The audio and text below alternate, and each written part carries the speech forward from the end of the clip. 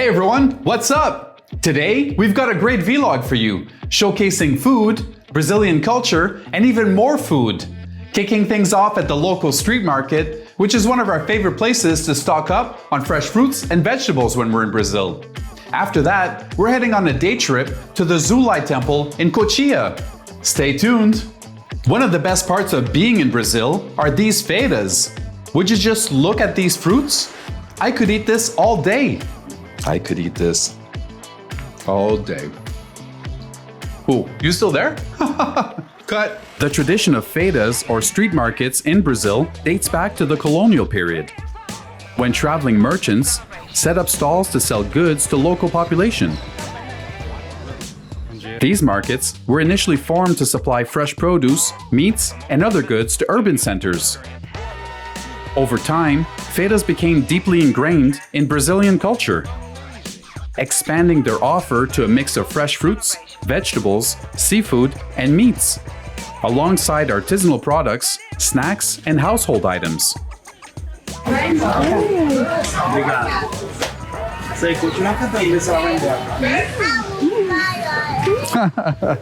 Quer provar?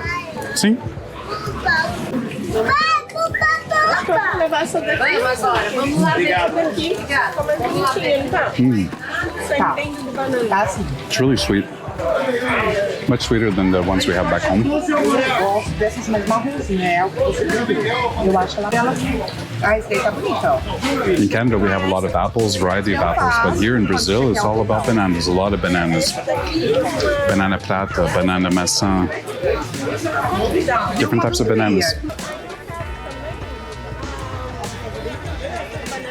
They're inspired by similar markets from Europe, particularly Portugal, which brought the concept during the colonial era.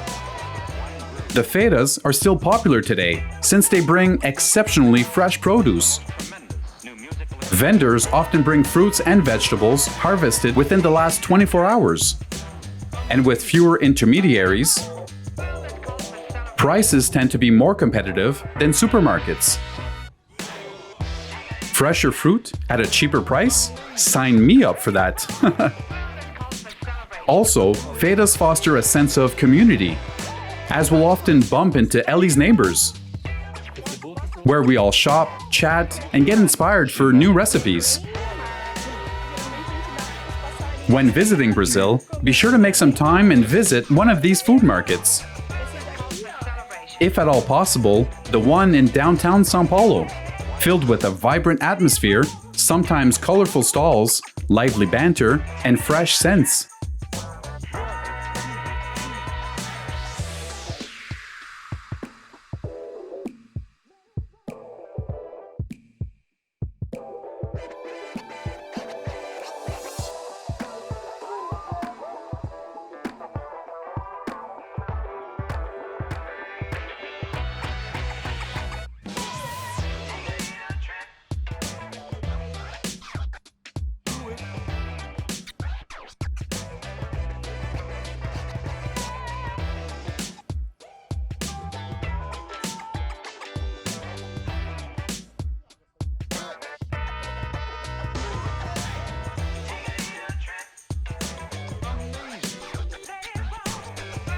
So we got a lot of fruits, vegetables we can get at the local markets, but here, because it's so fresh from the farm, from the distribution center, we just get a bunch of fruit here. They have papaya that they sell. They have the smaller kinds, they have the bigger kinds. Avocado, it's not really the season right now, but it looks like we got a couple. We're going to see if they're going to soften up. We ended up getting some mangoes, and you hear them just kind of yelling in the back. And they're just putting a lot of energy into it, especially on a rainy day, because now there's fewer people coming here, right? Oi! Yes! Hey, inglês? Estados Unidos? Não, Canadá. Canadá. Yes! O que você vende de melhor aí? Morango. Morango. Opa! It's a cultural experience that Brazilians cherish. Be sure to ask a local about these markets, since they operate on specific days of the week in different neighborhoods. Oh, and while you're there, why not ask a vendor about a new type of fruit? In North America, we know of the cashew nut, but did you know it's also a fruit? We don't get the fruit in Canada because it doesn't transport very well. So if you're looking to try a different type of fruit, when in Brazil, you can try the cashew apple, which has a sweet, tangy flavor with astringent notes.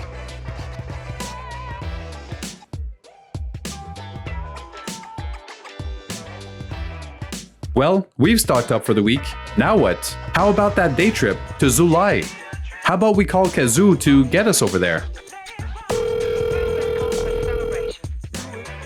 Oi, Cazu, tudo bom? Tudo certinho? Eu e o Serge, a gente tá querendo ir lá no Zu Lai. Você pode passar aqui e pegar a gente? Ok, então, Elisandra. Quando for 10h30 eu estarei aí na tua mãe, tá ok? The Zu Lai Temple is located west of São Paulo City, in a small city called Cotia. And it's the largest Buddhist temple in Latin America. It was established in 1992 by Fo Guangshan, a Chinese Buddhist organization that promotes humanistic Buddhism. And although it's a Chinese Buddhist temple, it warmly welcomes people of all backgrounds and faiths. While rooted in Chinese traditions, it's especially popular among São Paulo's Japanese community, drawn by its serene atmosphere and shared Buddhist heritage. A true haven of peace, it's a must-visit for anyone seeking spiritual connection or cultural discovery. Cotia's location near São Paulo makes it ideal for accessibility to the large population interested in Buddhist culture. Stay tuned as we soon explain how Brazil is home to the largest Japanese population outside Japan. The temple offers not only a place of worship, but also cultural activities, meditation classes, and festivals, making it a center for spiritual and cultural exchange. The Zu Lai Temple is roughly 30 kilometers west of São Paulo downtown. The drive typically takes 40 minutes to an hour, depending on traffic conditions. São Paulo traffic can be unpredictable, especially during rush hour. With this said, if you plan to visit Zu Lai, double-check their hours of operation. We felt that Google Maps isn't always reliable, so ideally double-check their website, which you'll find in the video's description. If you're planning to rent a car, double-check our car rental link for competitive pricing while touring Brazil. And you'll be happy to know that parking at the temple is free. Oh, and while you're touring Brazil, be sure to check out our Airalo link for fast and reliable internet. As mentioned earlier, Brazil is home to the largest Japanese population outside Japan. The story dates back to 1908, when the first Japanese immigrants arrived on the ship Kasoto Maru. These immigrants came as part of an agreement between Japan and Brazil to address Brazil's labor shortages on coffee plantations after the abolition of slavery in 1888. At the same time, Japan faced overpopulation and economic challenges, leading many Japanese to seek better opportunities abroad. Over the decades, Japanese immigrants transitioned from working on coffee plantations to establishing businesses, farms, and industries.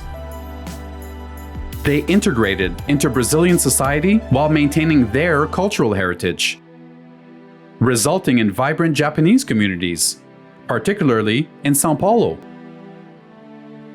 which now remains the hub of Japanese Brazilian culture, with neighborhoods called Liberdade, which we'll soon explore, showcasing Japanese food, festivals, and traditions. The strong presence of this community has also led to the establishment of cultural landmarks, like the Zu Lai Temple, which attracts visitors from all backgrounds. Once on site, you'll find many statues walking up to the temple. For instance, this statue represents Shakyamuni Buddha, the historical Buddha who founded Buddhism. There's also the statue of the Laughing Buddha, or Budai. This figure is a symbol of happiness, contentment, and abundance. It also symbolizes spirituality and a reminder to stay connected to the present moment. According to online sources, this statue could represent an enlightened disciple of the Buddha who has achieved personal liberation. And even more spectacular is the statue of Guan Yin, which translates to the one who hears the cries of the world. Guan Yin is someone who has achieved enlightenment, but chooses to remain in the cycle of birth and rebirth to help others achieve liberation. While Guan Yin originates from the Indian Bodhisattva, her representation evolved in China, Japan, and other regions as a more feminine figure symbolizing compassion. The Zu Lai Temple features architecture inspired by traditional Chinese Buddhist temple design, reflecting its origin with the Foguangshan Buddhist organization, which was founded in Taiwan. The rooftops have curved edges, a hallmark of Chinese Buddhist temples, symbolizing protection and the sacred nature of the structure. Symmetry is also central to the layout, reflecting balance and harmony, key principles in Buddhism and Chinese culture. The use of red, gold, and earthy tones signifies spirituality, wealth, and connection to the natural world. At the foot of the second sets of stairs, you'll find the stone lions, which are a hallmark of Chinese Buddhist and cultural tradition. Typically, there are a pair of lions, one male and one female, stationed to guard the entrance to the sacred space, like temples and palaces. The lions are considered protectors, warding off evil spirits and ensuring that only positive energies enter the sacred grounds. The male lion usually have a ball under their paw, which symbolizes strength, power, and protection. The ball represents the world or unity. On the other side, you'll find the female lion with a cub under her paw. This represents nurturing, compassion, and care, ensuring harmony within the space. My first interpretation of the female lion was how she was pressing down on the cub, in a crushing and restrictive kind of way, when in actuality, the pose isn't meant to show harm, but rather control and guidance. It reflects the mother lion's role in shaping and protecting her offspring.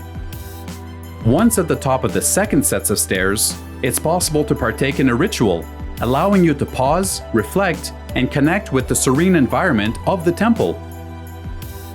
If you so desire, there's usually someone on site that hands you an incense and teaches you how to proceed.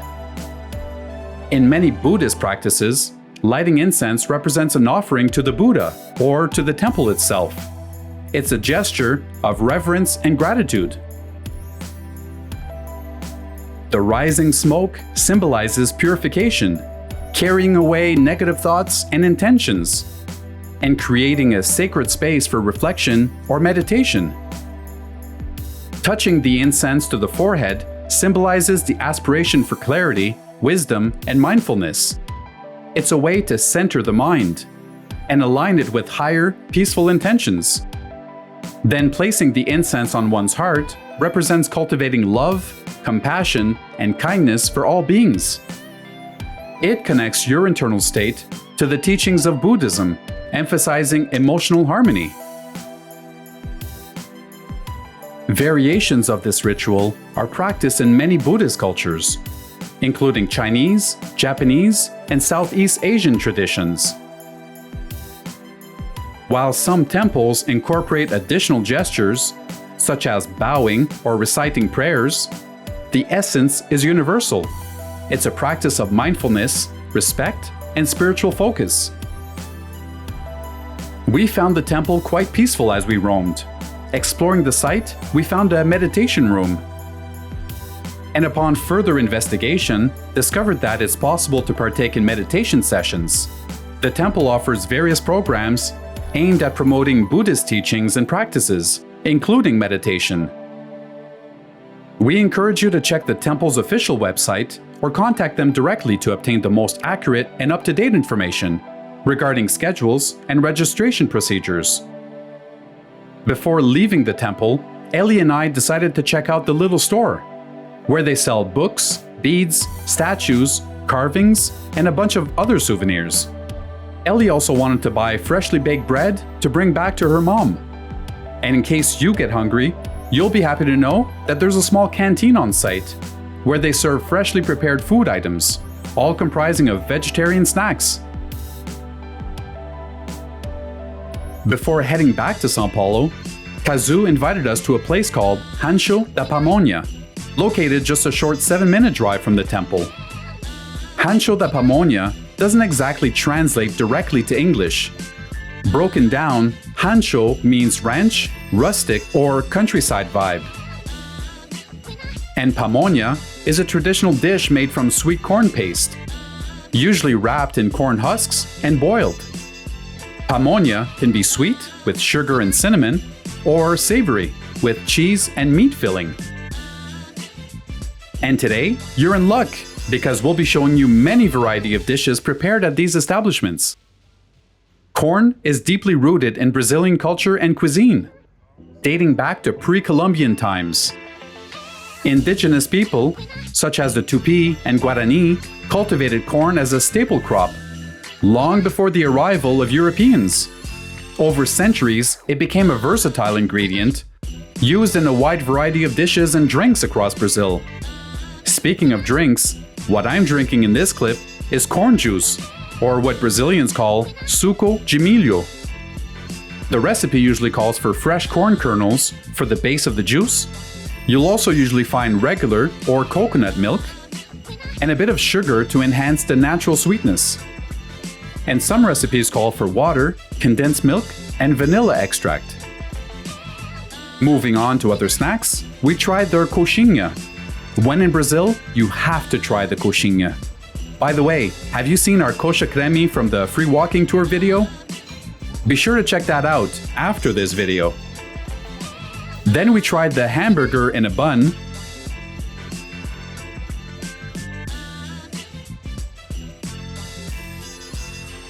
an empanada filled with corn and meat,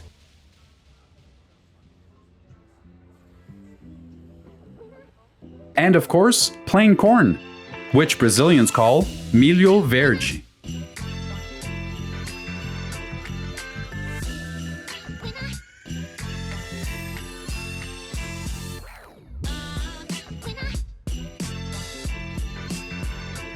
Oh, and corn ice cream. This might sound weird for those of us living north of the equator, but trust me, it's quite delicious.